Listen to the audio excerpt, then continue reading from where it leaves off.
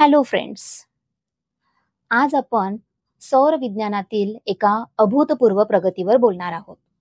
आजवर कोणीही सूर्याचे ध्रुव पाहिले नव्हते, पण आता पहिल्यांदाच एका यानाने तो चमत्कार घडविला आहे.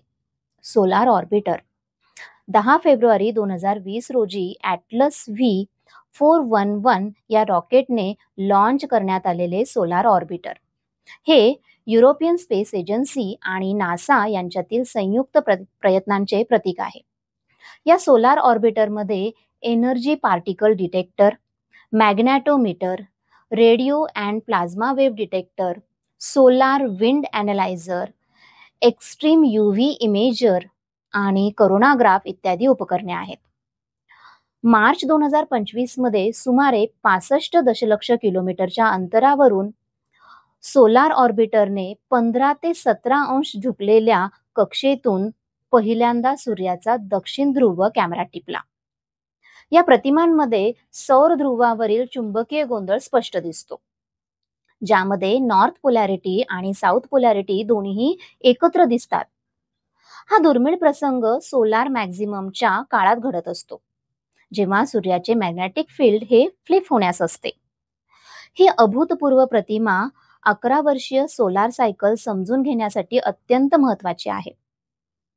सोलार सायकलमध्ये सूर्याचे चुंबकीय क्षेत्र उलटते आणि सनस्पॉट, सन फ्लेअर्स आणि करोनल मास इजेक्शन सुरू होतात.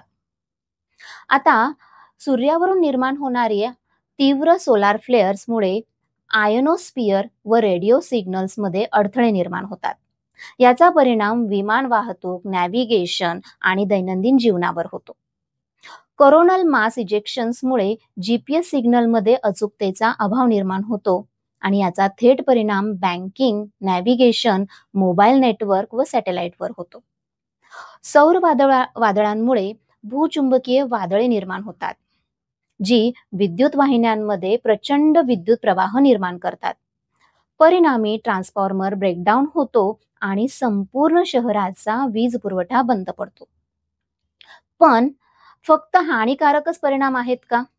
तर नाही, या सौर वादळांचा एक सुंदर परिणाम सुद्धा आहे आणि तो म्हणजे आपल्या पृथ्वीच्या ध्रुवांवर निर्माण होणारे ऑरोरा, म्हणजेच नॉर्दर्न लाईट्स आणि सदर्न लाईट्स. सूर्य हा एक महाशक्तिस्थान आहे.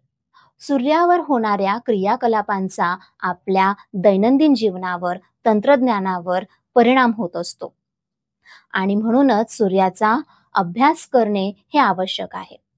या अभ्यासासाठी भारतातून सूर्याच्या दिशेने झेपावलेली एक ऐतिहासिक मोहीम सुद्धा आहे. तिचं नाव तुम्हाला माहिती आहे का? लगेचच कमेंट करा. पुढील भागात आपण याच मोहिमेबद्दल बोलणार आहोत. जर तुम्हाला हा व्हिडिओ आवडला असेल तर लाईक करा, शेअर करा आणि द न्यू नॉलेज कॅम्पसला सबस्क्राईब करा.